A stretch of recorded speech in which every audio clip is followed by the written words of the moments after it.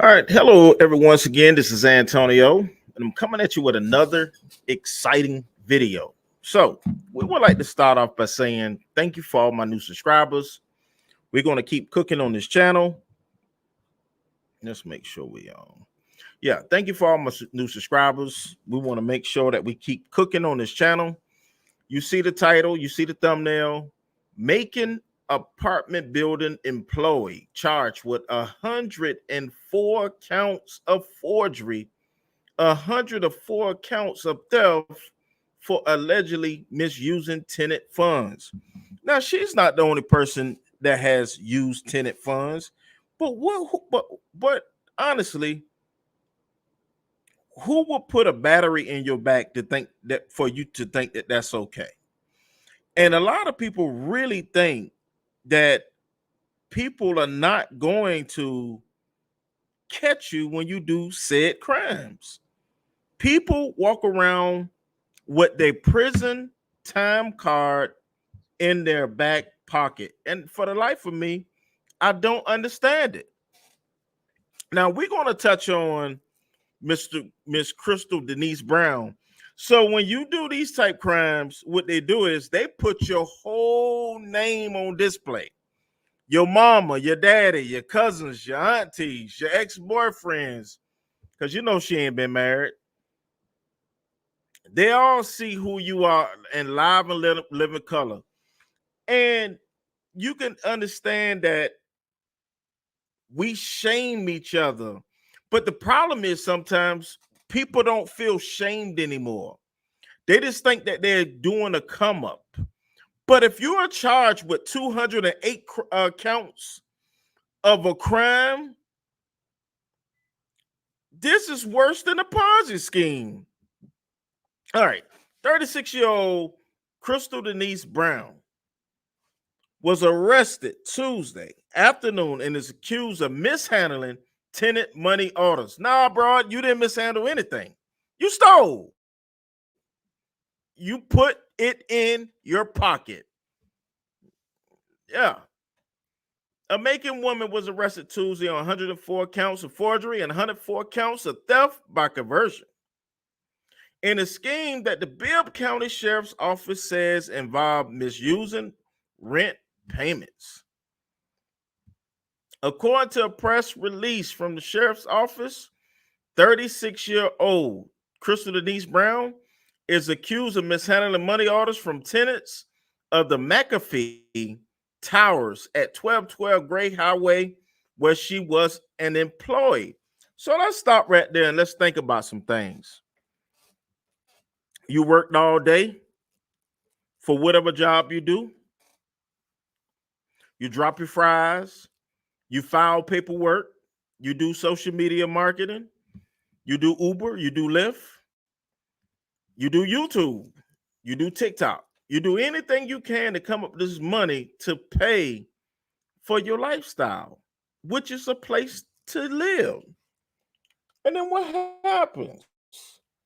You get sticky fingers Crystal that goes by and put her hand in in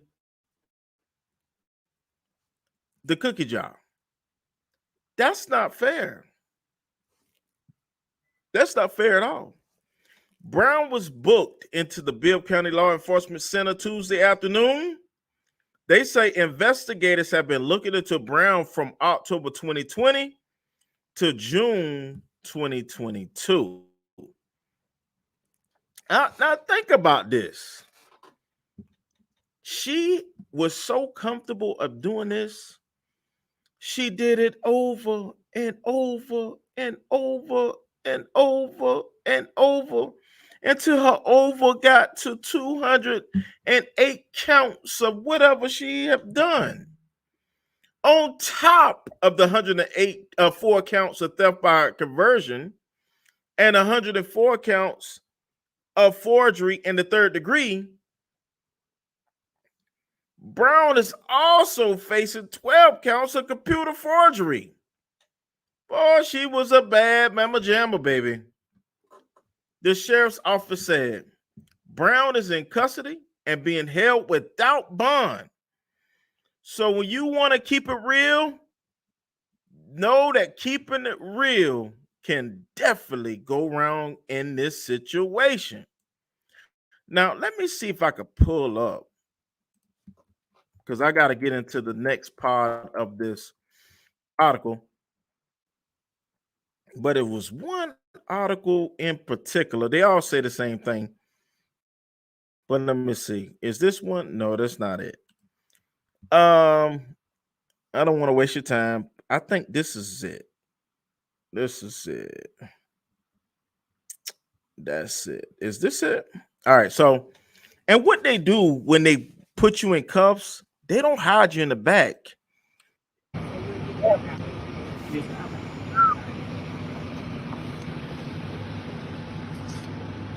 The Green Mountain, and look what it looks like to me. She probably was on another job. They probably went to her other job and picked her up.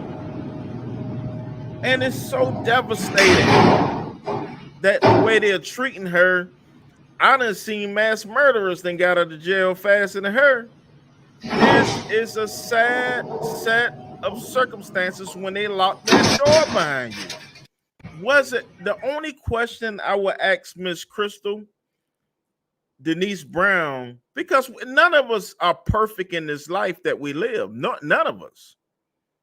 None of us are perfect, but I would like to ask her, or if somebody ever interview her, was it worth it? With 208 counts plus 12, that's 220 counts of crime, and you held without bond. You got killers that got bonds. They are treating her like a real life serial kleptomaniac. Mm, mm, mm. All right, let's talk about something else. Let's get down on it. And the second part of this article reads, two indicted for allegedly stealing $65,000 from Milledgeville Mental Health Agency. There are some low down individuals in this life that we live, and people do things and because they think they're going to get away with it unscathed. I don't understand why you do that. You do whatever you do, but that's the life we live. People going to do whatever they think they can do. A former employee of the Oconee Center Community Service Board is accused of stealing checks and forging signatures, according to an indictment. Now, you do all you can to get ahead in life, but if you skip steps, I got something to say. If you skip steps in life, a lot of times it's going to come back and it's going to find you. All right, so let's do this. Just a quick read. Two women have been indicted allegedly for defrauding a Milledgeville Mental Health Agency of $65,000, according to Georgia Attorney General's office. Why you wait to get 40 to about to be doing this much time in jail? Don't get to 40. Theft like this is a young woman's game, not a 43-year-old woman's game. You do this in your 20s, so you can do 20 years and at least get out at 40 and say, oh, I still can have a child. Don't do it at 43 and then say, oh, I'm going to do 20 years. 63, you're old, decrepit. You don't do it at 40. Don't do your crime at 40. Don't do it. All right. According to a news release, Sheldonna Williams, 43, of Sandersville, is a former employee of the Oconee Center Community Service Board and is accused of using 21 stolen or fraudulent checks to steal money from the Mental Health Board in Baldwin County. That board oversees the Oconee Center, which provides mental health, addiction treatment, developmental disability assistance for people in Baldwin, Hancock, Jasper, Putnam, Washington, and Wilkinson counties, according to the center's website.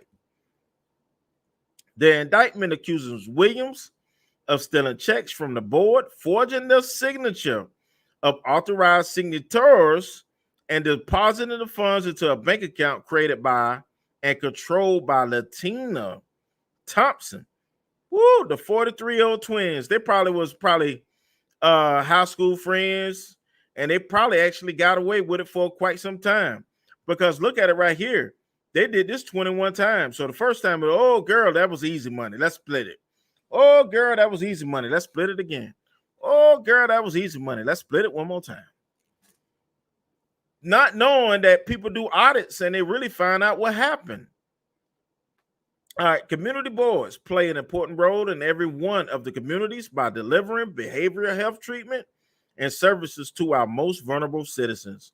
Attorney General Chris Carr said in a news release. So when the Attorney General, the state Attorney General get involved, you know you done messed up, right?